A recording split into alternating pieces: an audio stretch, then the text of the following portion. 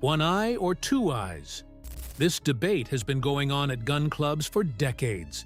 And honestly, most people are getting it wrong. Ask 10 different shooters, and you'll get 10 different answers. Some say closing one eye is lazy. Others swear it's the only way they can hit anything.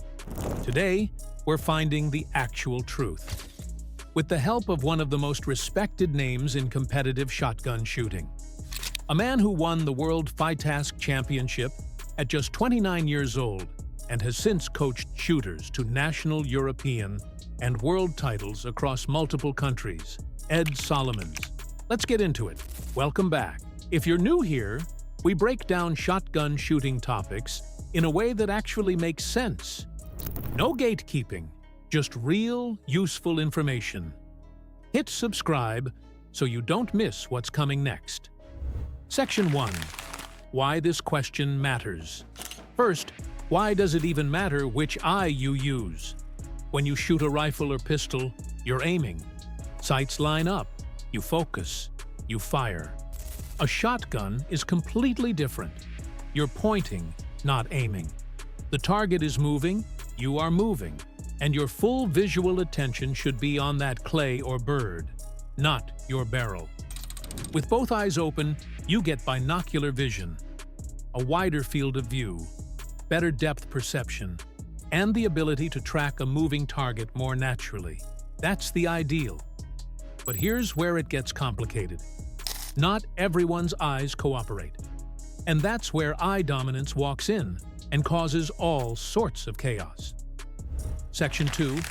Eye dominance. What it is and why it wrecks your shot. Eye dominance, your master eye, is the eye your brain naturally prefers for precise tasks, like being left or right-handed, but for your eyes. Most right-handed shooters are right-eye dominant. Most left-handed shooters are left-eye dominant. When that matches up, life is simple. You mount the gun, look at the target, everything lines up. But a lot of shooters are cross-dominant, right-handed with a left-dominant eye, or left-handed with a right-dominant eye.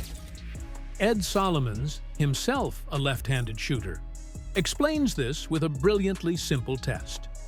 Point your finger at a fixed object with both eyes open. Whichever eye your finger naturally lines up with is your dominant eye.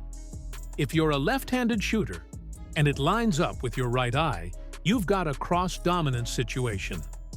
The practical consequence? When you mount the gun to your left shoulder, but your right eye takes over, it pulls the perceived barrel line across your face. Left-handed, cross-dominant shooters miss to the right. Right-handed, left-dominant shooters miss to the left. Same gun, same target, same technique. Wrong eye in charge, wrong result every time. Section 3. The case for two eyes. If your eye dominance matches your shooting side, should you always shoot with both eyes open? In an ideal world, yes, absolutely. Here's why. With both eyes working together, you pick up targets faster, your peripheral vision is wider, and your depth perception is sharper. Your brain calculates lead almost automatically. The gun follows your eyes follow the target, and everything flows naturally. Ed Solomons' coaching philosophy is built around making shooting as instinctive as possible. When both eyes are working with you, not against you, your visual system does a massive amount of work all by itself. Especially on fast, reactive shots, two eyes open is almost always the better option. Section 4. When one eye is actually the right call. But here's the reality, and this is where a lot of coaching gets too rigid. If you have a cross-dominance issue and someone tells you that you must shoot with both eyes open no matter what, I'd challenge that advice. One of the key points in Ed Solomons' approach is timing. On a fast, instinctive shot, cross-dominance affects you less because the gun isn't in your face long enough for the off eye to take over. But on a slower, more deliberate target, where you need to track, ride the line, and apply a lead, the gun is mounted longer, and the cross-dominant eye has more time to pull things sideways. Some shooters close the non-dominant eye completely. Others use a small dot or strip of tape on their shooting glasses to blur the off eye, keeping some peripheral vision while removing the dominance conflict. Tools like a shot spot lens sticker can achieve the same result. The point is, shooting with one eye isn't a failure, it's a solution.